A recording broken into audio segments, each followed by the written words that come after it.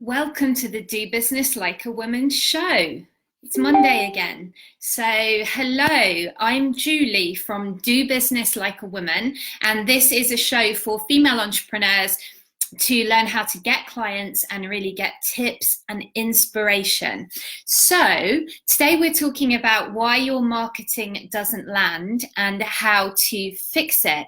So, I see this problem all the time in our community. Hi Karen, how are you? I think I'm going to see you at a networking meeting soon, so I'm looking forward to that. I'm going to come to Mums in Business in Durham, so hopefully I'll see you there. Anyway, yeah, marketing. So I see this all the time when I work with women entrepreneurs, that they are working really hard at posting on social media, crafting posts, putting them on Facebook, putting them on Instagram, and then they don't get any engagements. They put their, hi Kath, they put their posts out there that they've worked really, really hard on, put their heart and soul into, and they get crickets. No engagement, no likes, no comments, nobody watching. And it's not only demotivating, it can be heartbreaking and soul destroying. I know, because I've been there myself. I've been in that situation and couldn't figure out why nobody was engaging with my stuff. Well, I did figure it out, and that's what today's show is about. So, but I do see this all the time, all the time in our community. And I find that typically it's to do with messaging. And so here is where people are usually going wrong, and I hope that this helps you. So, most times they don't know their client avatar well enough. They haven't got specific enough. So, I'll say, what's your niche, or who do you serve? And they will tell me, oh, I help people to be less stressed. And I'm like, okay. Or, they'll tell me, oh, I do social media. Well, that's huge. That's not even a niche, right? So the reason that people will engage with your posts is because they know that you're speaking directly to them. So the first point of call is always the client avatar. And if you don't know what the client avatar is, it's just a document really where you really specify the person that you're talking to in your marketing. Now notice I said person, not people. And that's because this will work best for you, and you'll get the most engagement when you pick one person and talk to that person. And when you start doing that and you get that specific, you will find that you attract lots of people. It's really, really counterintuitive. People don't believe me on this. When they are at the beginning of their business journey, they don't trust me on this, and they really want to kind of keep it wide and cast the net wide, because they're frightened that if they narrow it down too specific, they're going to shut people out and people are not going to want to come and work with them. Well, the exact opposite is true. And I'm here to tell you this very firmly, is that when you narrow it all the way down and speak to one person, you will attract lots of people. So, if it's a real person, even better. Perhaps it's an ideal client that you have already worked with, or maybe at this stage it's a made-up person. But you want to really get specific about who he or she is, their characteristics, their likes and dislikes. Now, I have a whole process around this in my paid programs. I have a document for this, and my goodness, is it detailed. We go into the brands that they like, we go into what they eat and drink. And you might think, well, Julie, what has this got to do with my marketing? Like, what does it matter what they eat and drink? It matters, because if you want your marketing to connect, you have to know these details. You will notice in some of my posts and my marketing, I say really specific things. Like I talk about spirituality, I talk about things like Marianne Williamson, I talk about green juices, speak about coffee. This is not by accident. This is because I know my person, I know my target market. I've done the work. I know what books that you read. I know what drinks they drink. I know, I've done the work. And this is how specific we have to get. And then it's so interesting, you post to that person and you write your post for her, and then everyone hears. And it's really strange, because maybe your target market is like mums who are really spiritual mums who are really overwhelmed, and who are looking to lose 10 pounds. There you go, that's specific. And so you make your posts for that person, but then you end up attracting non-mums, and maybe you even attract a few men, and it's really weird how it works. But if you try and keep it wide and talk to the men and the non-mums, nobody hears, because it just becomes like noise and it blends in with everyone else's marketing. So that's point number one. Now, point number two is if you haven't done any market research, because this is the process you go through to find out who your client avatar is, find out what's important to her or him, and get these details. I worked with a lady once several years ago who was going through this exact issue of posting all the time and not getting any engagement. And when we dug in and we looked at it, we found that the problem was she was talking about her niche, which was pain management, natural pain management, using languaging that none of her people were actually using. And so I got her to do a market research process that I teach in my programs, and she went through this process and she was taking copious notes while she was interviewing these people, and she found out that no one was using the languaging she was using in her posts. And it's this important. You have to be absolutely specific. It doesn't matter how you think the client perceives the problem, it matters how they see the problem and how they speak about the problem, down to the languaging they use. And what you find when you go through this process is that lots of people in your target market are using the same languaging. And if you can find out how they're speaking about their problems and use that in your marketing, that is when it's going to start connecting. So you've got to do the work. You've got to do the market research. Now, the next thing I see is if you are not talking to your clients' top 3 problems, this is what I teach, clients' top 3 problems and their top desires. If you're not talking directly to those, if you're going off and just talking about kind of random stuff that you think they might be interested in, doesn't connect. You will notice that nearly all my marketing is about getting clients, it's about getting out of overwhelm, and it's about generating leads. Now, obviously, today's session is about marketing, but that is tied in with getting clients. So, at the beginning, at least, really get specific. Make all of your marketing focused around those top problems and desires of your client avatar. There's another piece here, story, right? But probably not in the way you think. And one of the biggest reasons that your marketing might not be connecting is because A, you're not using story, and B, if you are, you may not be using it correctly. So what do I mean by that? How do we use story correctly? Well, here's the thing. I highly recommend that you use story. Sorry, that's me knocking over my lip seal. Story in your marketing, because story is how we connect. It's how our brains make sense of things. When people are scrolling through social media, they need to know from looking at a post right away what value that post is going to bring them. Otherwise, they're just going to scroll away, because we don't want to make our potential clients work too hard to understand why they should read your post. Good copy, the purpose of each line is just to get the person to read the next line. So if you can remember that, it's just to get the person to read the next line. So it needs to be attention grabbing. And one way that we make it easy for our audience is we use story. And you can see I do this in my group and I do this in my posts. I talk about stories of where I've been out with Rosie and the day, and I always tie it back into the top 3 problems that my clients are having though. So even if I'm telling a seemingly random story, it always comes back to the client and what they're experiencing.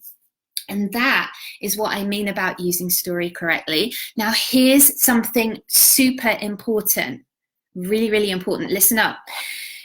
You are not the hero of your story. Your business and brand is not the hero of your story. Your client is the hero of your story, or your potential client. So that means that in your stories, you want to position your client like the hero and you like the wise guide. So if we think about the movie Star Wars, right, your client is Luke Skywalker, not you. And you are Yoda, the wise guide that is going to walk them through the problem and help them get to where they need to go, right? Help them get what they want.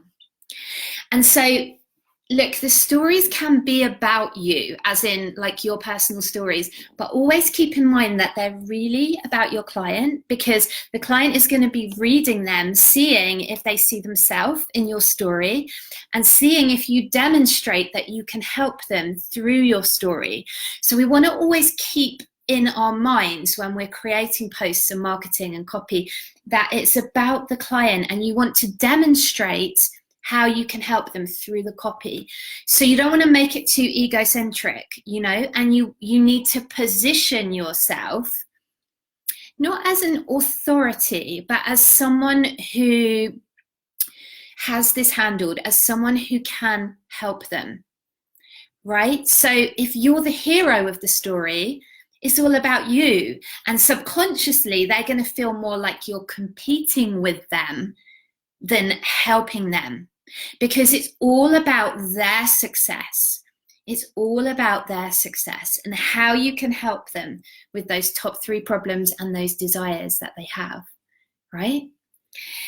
Also, don't be boring. I mean, it sounds obvious, but choose really attention-grabbing images on brand, so that people really get a feel for your brand, and like make your stories and your copy interesting. You know, I heard a tip once, and I don't always use this, but I once read, start your story at the most dramatic point. So instead of saying like, oh, you know, yesterday I went for a walk and then this happened and this happened, say she was teetering on the edge of a cliff, wondering if she was going to fall over the edge whilst the wind blew and the rain lashed down, right? And then you fill in the backstory. So then you say, you know, when I went for my walk yesterday, blah, blah, blah. So it's just another way of like grabbing that attention. So drop me a comment below if this is making some sense to you. Like, tell me what you have learned. I would love to hear from you. What have you learned from what I've said so far? What's your takeaway? Drop me a comment, drop me a comment. I've got a couple more tips, so stick with me. I may have said this already, but it bears repeating. Really demonstrate throughout your marketing that you can help them. Always, always do that. Now, here's another little tip. Don't bother using your Facebook page for your marketing. Now, you can put a little something on there every now and again just to kind of keep it ticking over, and obviously have a link to your website there. But here's the thing, Facebook business pages do not get good reach these days. It's just a huge waste of your time. You are much better off using your personal profile and creating a Facebook group. I'm a big fan of Facebook groups to really post your marketing there and do your marketing there. I always recommend making friends with lots of people in your target market and then doing really interesting story posts on your page to engage people. Now, of course, you need to take the next steps, because once you've got them engaging, what's the next step, right? But if you use these tips, this will help you get engagement. The other piece is ask for engagement, right? Ask them to leave you a comment. Ask them to post and tell you how they feel about it. Ask them questions. Ask them to share their experience. See how I always ask on my Facebook Lives, leave me a comment. I always ask for that. Don't be frightened to ask your audience for engagement, because people quite often show up and they consume your content and they love it and they appreciate it, but they just don't think to, you know, comment or say anything. So you can ask for that. And then that will help boost you up the Facebook algorithms as well, so that more people see your posts, right? By the way, if you are using Facebook Lives as one of your strategies, which I do highly recommend, make sure you caught the interview in the Thrive Summit from Melissa Matson, because she talks about being engagingly present on video, and it was a really, really good interview, so make sure you get that. So I want you to know that if you'd like to go deeper with this, I have a few spots for my business clarity call.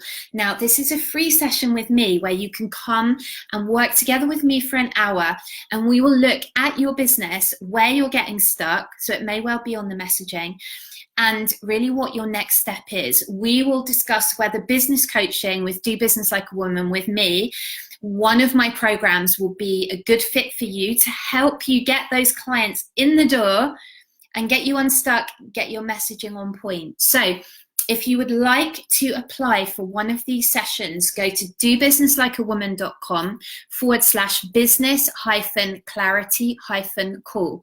Now the hyphen is the dash in the middle, all right? Or you can just find it under free stuff on my website. Or you can just send me a Facebook message if we're friends, that's fine too.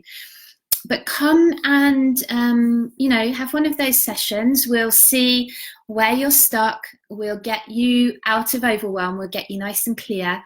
And maybe working together is the exact thing you need to get you going and really get some clients coming through the door. How would that feel?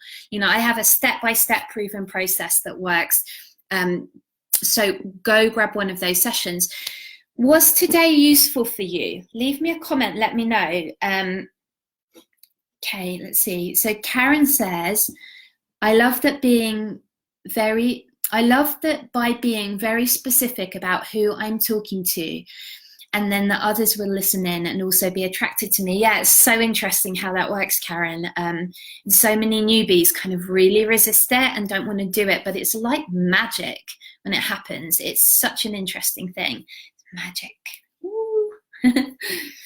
Kath says it's good to know about the page. Yeah, it's just, they just make it so hard because they want you to spend money on advertising, right? But the groups still work really well. If you work on your group and get good engagement, personal profiles work well.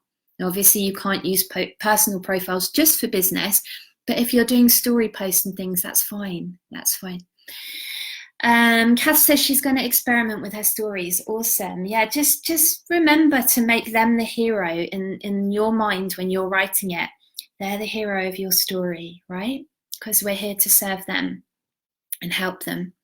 All right, my loves, I'm going to wrap it up. I'll see you next Monday for the next Do Business Like a Woman show. And do look out we have an in-person Thrive Live event coming up in London. It's our first ever in-person workshop to help you get clients to do business like a woman way. So there's going to be an event posted about that in the group. Look out for that. There's only 15 spots available and 4 are already taken. So I'd love for you to join us in London if that's possible for you, depending where you are in the world. I'll be traveling down. That's going to be on the 7th of March. So you can join me in person for the afternoon to get a real experience. We're going to be doing some yoga as well as the practical pieces around how to get clients. I'm going to be sharing some of my signature system with you. We're going to be doing some breathing. There's going to be flowers, tea and coffee, networking with other amazing female entrepreneurs. This is your chance to take some time out to work on your business strategy, get clear on your client generating plan. So I invite you to come and join us for that. I think it's going to be really special. And just the energy of being in person together is always such a lovely thing. So I will see you all soon. Lots of love. Bye for now.